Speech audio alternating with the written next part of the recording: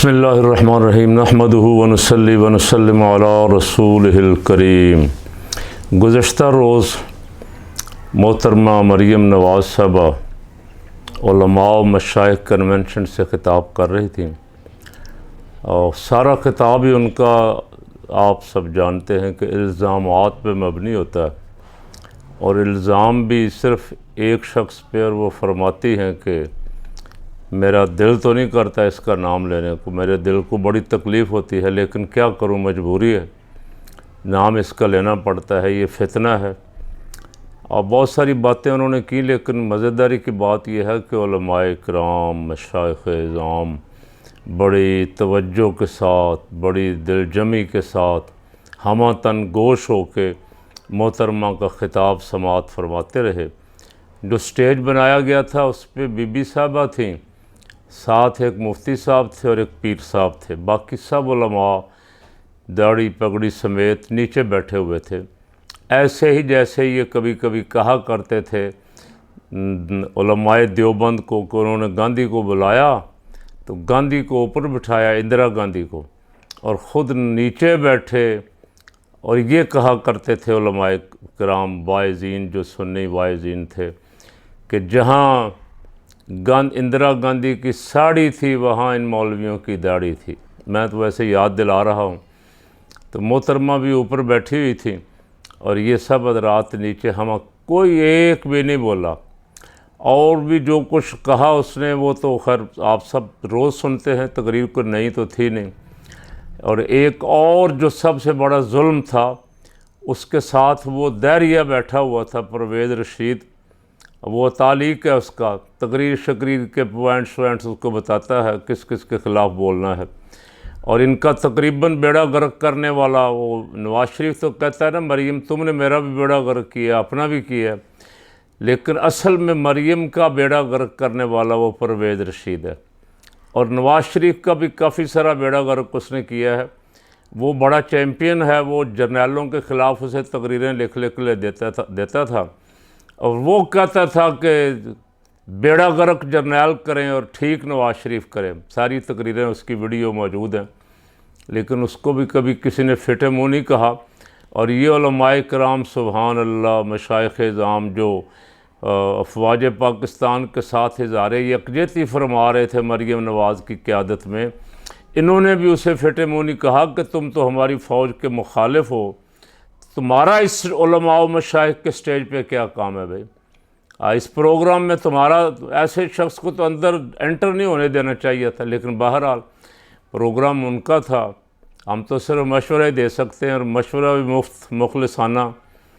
ये इन मुंतज़मीन की मर्ज़ी है कि वो बाद में हमारे मशवरे का शुक्रिया भी अदा करते हैं या नहीं करते। मोहतरमा एक बात ये भी फरमा रही थी, और इन सब ने बड़ी खामोशी के साथ, बड़ी तवज्जो के साथ समाअत फरमाई। फरमा रही थी कि जब मेरी वालदा मरहूमा इलेक्शन लड़ रही थी 2018 में, या उससे पहले ये ज़िमनी इलेक्शन था जिसमें कलसूम नवाज़ साहबा इलेक्शन लड़ रही थी। कलसूम नवाज़ साहबा को बेचारी को आके हलफ उठाना तो फिर वो नसीब नहीं हुआ, और हलफ उठा के करना भी क्या था, असम्बली में क्या तमाशा जो होता है वो सारा पता ही है। लेकिन बहरहाल मियाँ साहब की एक दबी हुई ख्वाहिश थी अंदर, दबी तो नहीं कहना चाहिए, ज़ाहिरन एलानिया ख्वाहिश थी कि मेरे बाद कोई मेरे घर का फ़र्द ही वज़ीर आज़म आए।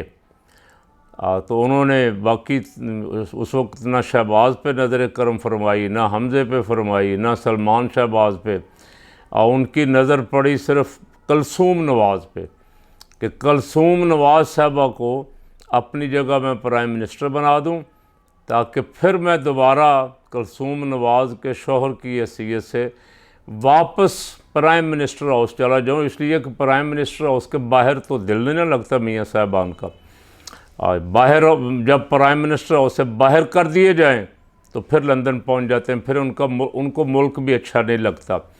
तो मोहतरमा फरमा रही थी कि हम ना कभी भागे हैं, ना कभी हमने अदालतों के फ़ैसलों का इनकार किया है। तो मुझे हैरानगी हो रही थी कि मोहतरमा आपके वालिद मोहतरम तो अभी तक भागे हुए हैं, 4 हफ्ते की छुट्टी लेके गए थे, जेल से کیسے گئے تھے خواجہ آصف صاحب نے بتا دیا۔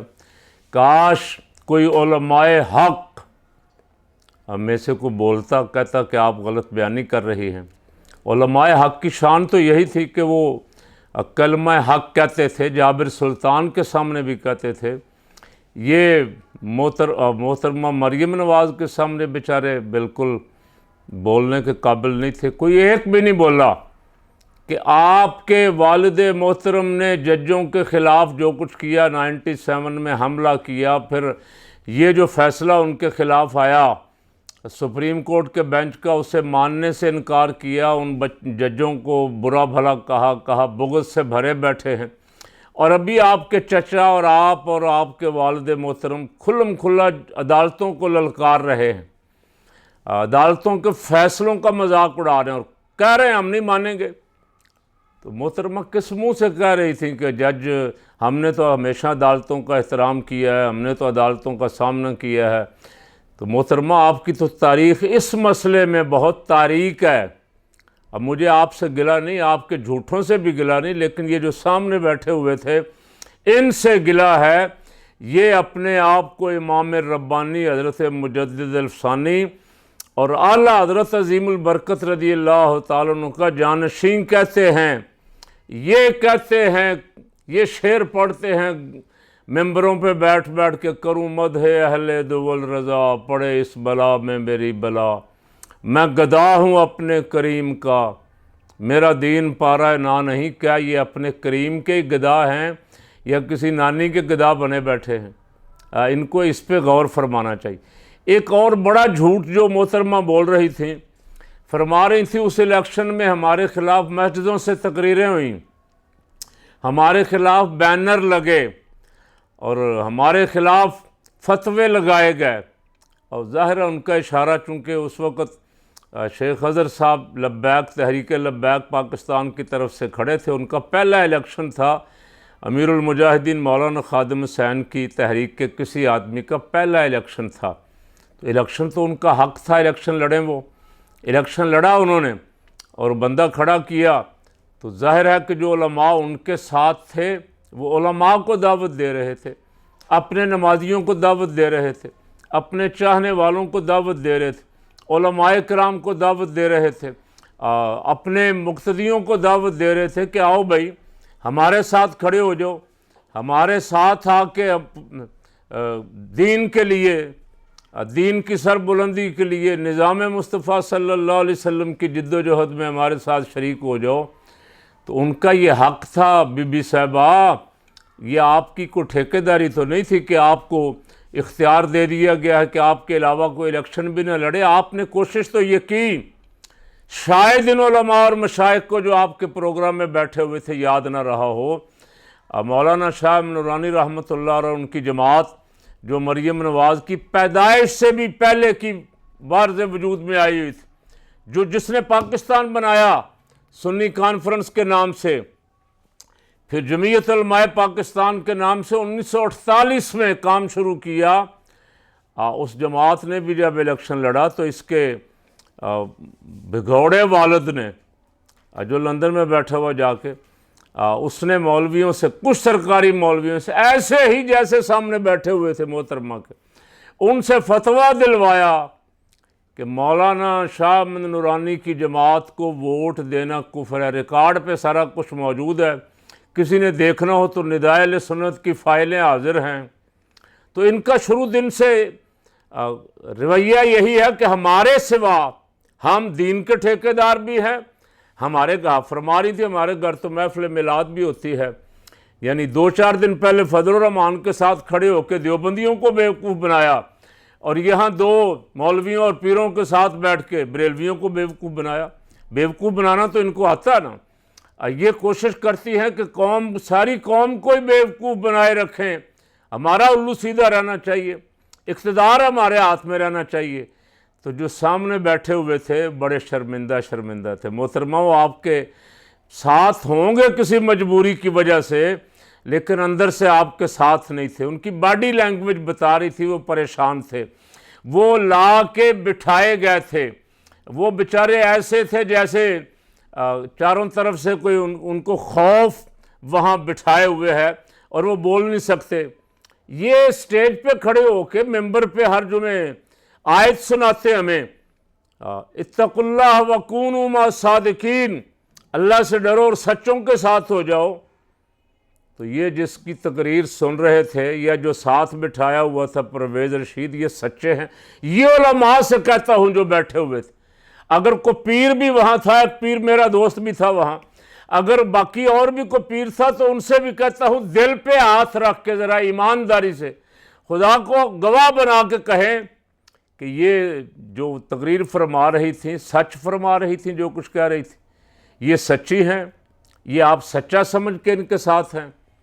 اور اگر آپ جانتے بوجھتے ہوئے کہ یہ جھوٹوں کی نانی ہے اور یہ سارا کچھ جھوٹ کہہ رہی تھیں پھر بھی اس کے ساتھ ہیں, تو کاش پھر وہ آیت مبارک بھی آپ سن لیں, لعنت اللہ علی الکاذبین. جھوٹوں پہ اللہ کی لعنت ہے. ساری تقریر جھوٹ پہ مبنی تھی, کوئی ایک بات بھی علماء کے سامنے بیٹھ کے ہی سچی کہہ دیتی. چلے علماء کے احترام میں کہ بزرگ بیٹھے ہوئے ہیں جی, داڑھی والے پگڑی والے بیٹھے ہوئے, کوئی سچی بات کر دیں تاکہ یہ خوش ہو جائیں. لیکن وہ تقریر لکھنے والا, تقریر لکھ کے دینے والا جو ساتھ دہری اور دیوس بیٹھا ہوا تھا, وہ دین کا مخالف ہے. علماء کرام آپ کو بھول گیا, یہی بے ایمان تھا جو کہتا تھا مسجدیں جہلا کے سپرد کی ہوئی ہیں, پانچوں وقت مسجدوں سے اذان کی آواز جو آتی ہے وہ پورے معاشرے میں افراتفری پیدا کرتی ہے. یہ جہالت کے اڈے ہیں مسجدوں کو, یہ کہتا تھا جو آپ کے ساتھ بیٹھا ہوا تھا کل. تو میں صرف یاد دلا رہا ہوں, آپ جن کے وارث ہیں, جن علماء کے آپ وارث ہیں, ان کا بڑا نام تھا. انہوں نے گوالیار کے قلعے میں قید کاٹی, انہوں نے بڑے بڑوں ظالم بادشاہوں کو للکارا, بادشاہوں کو, جمہوریتوں کو نہیں, بادشاہوں کو للکارا, اور تنہا سینہ تان کے حضور رحمت عالم صلی اللہ علیہ وسلم کے دین کا پرچم بلند کرنے کے لیے کھڑے رہے. اچھی روٹی اچھے ہوٹل پہ ایمان نہ بیچا کریں. ٹھیک ہے, آپ کو ایک وقت کا کھانا ضرور اچھا ملا ہوگا, کسی اچھی جگہ انتظام کیا ہوا تھا انہوں نے, اور شاید کوئی خدمت کوئی نذرانہ بھی موصول ہوا ہو, لیکن اس پہ ایمان ولا تشتروا بآیاتی ثمنا قلیلا. اللہ نے حکم فرمایا تھا میری آیتوں کو, میرے احکامات کو چھوٹے چھوٹے تھوڑی تھوڑی پیسوں پہ نہ بیچو. اللہ رب العالمین نے آپ کو عزت دی ہے, آپ کو عزت اسی کی بارگاہ سے ملی ہے, حبیب پاک صلی اللہ علیہ وسلم کے آستان پاک سے ملی. آپ کہاں ان ظالموں کے ہاتھ, جھوٹوں کے قدموں میں بیٹھ کے عزت تلاش کرتے پھرتے ہیں. اللہ آپ کو بھی مجھے بھی دین کی سر بلندی کی جد و جہد نصیب فرمائے, ہدایت نصیب فرمائے, اس ملک کی حفاظت فرمائے.